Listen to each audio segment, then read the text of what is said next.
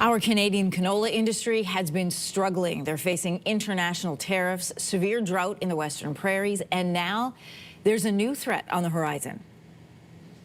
Of Kennedy Jr., he came in, and he's going to help make America healthy again. That movement being called MAHA, and U.S. Health Secretary Robert F. Kennedy Jr. is leading the charge against the use of seed oils in restaurants and homes. This could spell trouble for Canadian canola producers who exported an estimated $7.7 billion worth of canola oil to the U.S. just last year, 7.7. For more on how this impacts Canadians and farmers and the industry, we're joined from Alberta this morning by Ellen Goddard. She's the agricultural economist at the University of Alberta. Welcome to the show. Thanks for having me. So this threat is coming directly from the White House. Secretary of Health and Human Services Robert F. Kennedy Jr. recently saying that seed oils, which include canola, sunflower, soybean, and corn oils, are one of the, quote, worst things that you could eat because they cause body-wise inflammation, and they are the leading cause of the obesity epidemic in the U.S. They know that this is a health issue there. He's putting it directly, he's putting the brunt of it directly on seed oils. How much merit do these claims hold, first of all? Excuse me. No problem. The issue really is that the science isn't very well established, although investigation is proceeding.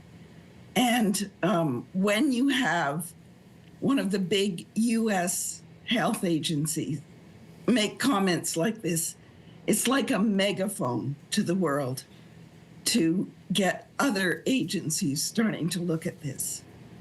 And we'll know more when the research gets more refined, but it's got to do with the balance of oils, omega-3s and omega-6s. And if the omega-6s are too high, then potentially we have more inflammation and more chronic disease.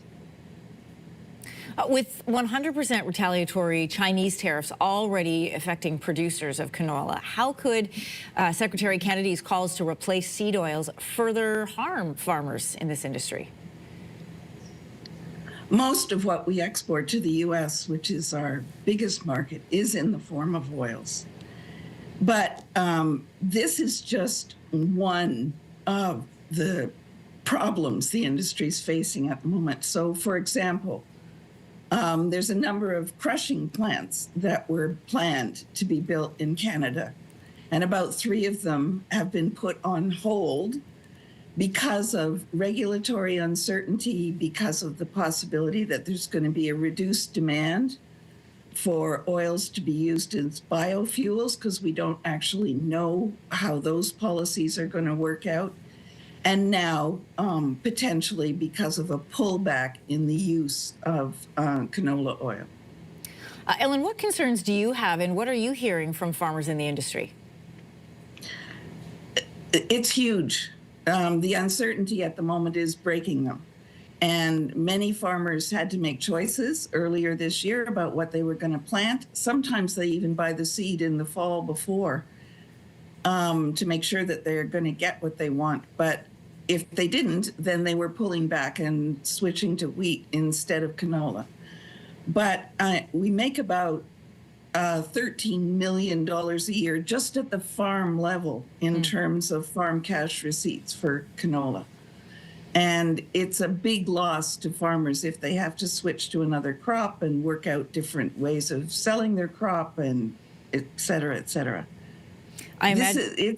It's a big industry. It's a huge industry. It provides a lot to our economy, but it's also, you know, at the micro level, it is business. It is livelihood for the people and the farmers who are in this industry. A story I know that you're watching, and they are closely as well. Ellen Goddard, agricultural economist with the University of Alberta. Thanks for joining us this morning. We appreciate it.